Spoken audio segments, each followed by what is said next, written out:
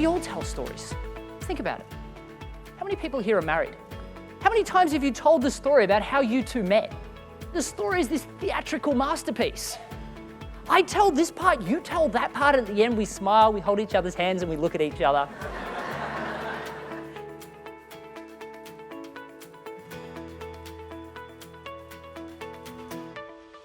Confuse the customer, lose the sale.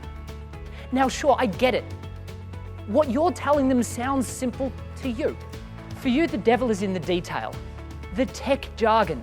What I want you to do instead, I just want you to tell them a story.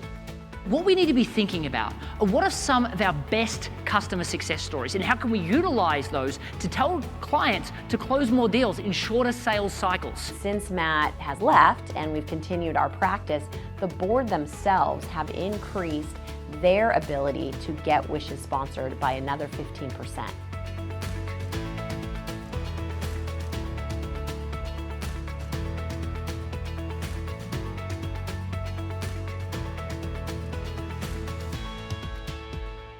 When you tell a story, studies out of Princeton says this thing called neurocoupling happens. And what that means is I'm creating artificial rapport.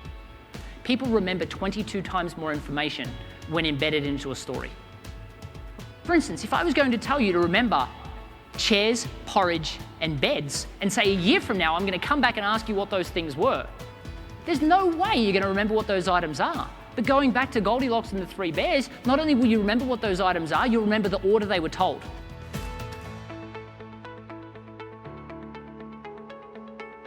How much time are you spending chasing clients, following up with them, and potentially not getting the sale because you don't have these well-prepared stories that help the customer know that you can deliver?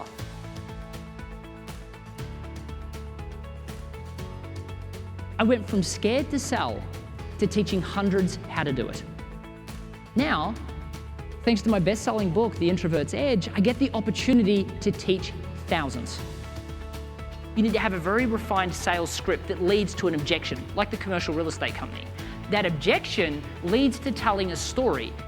We're speaking to the logical mind. And the problem with that is the logical mind's listening and thinking, that's not going to work for me. The emotional mind, however, loves stories. They hear a story and they're like, story time. It short circuits the logical mind and you speak directly to the emotional mind. And it doesn't listen to any of the details, it just assumes all of that to be factual. And it's listening for the moral of the story. Now, the moral of the story is that the customer had a successful outcome working with you. And because of that, so can they.